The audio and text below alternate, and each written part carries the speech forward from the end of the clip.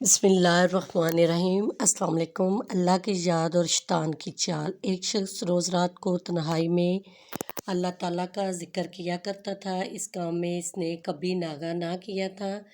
ایک دن شیطان نے اس کے دل میں وسوسہ ڈالا کہ اے انسان، تو ہر رات اللہ اللہ کرتا ہے اور ایک مدت گزر گئی ہے تجھے اس کا ذکر کرتے ہوئے، لیکن کیا ایک بار بھی اس کی بارگاہ سے جواب میں لبیک ہوئی ہے؟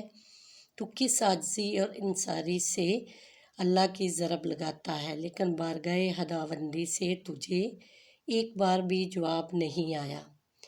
اس شخص کے دل میں اس خیال کا آنا تھا کہ وہ پریشان ہو گیا اور شکستہ حتر ہو کر لیٹ گیا۔ خواب میں اسے حضرت خضر علیہ السلام کی زیارت ہوئی۔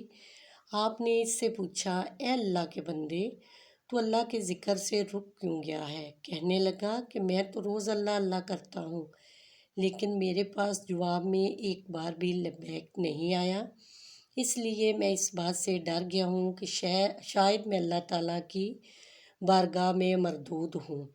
یہ سن کر حضرت خضر علیہ السلام نے فرمایا، اے شخص، اللہ تعالیٰ نے فرمایا کہ جا اور میرے اس بندے سے کہہ دو کہ تیرا اللہ اللہ کہنا میرے ہی کرم کی وجہ سے ہے۔ کیا میں نے تجھے اپنے کام پر نہیں لگا رکھا؟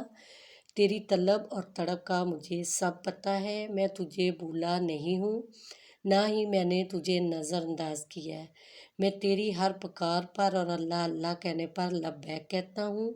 تجھے یہ سوچ یا طلب میں نے ہی دی ہے اور میں نے ہی تجھے اس کام پر لگایا ہے، اور تجھ سے زیادہ مجھے ہی تیری طلب اور اشتیاق ہے۔ اس شخص نے جو خواب دیکھا تو ہڑبڑا کر اٹھ بیٹھا اور فوراً صدقہ دل سے تائب ہوا اور دوبارہ اللہ تعالیٰ کے ذکر میں مشغول ہو گیا۔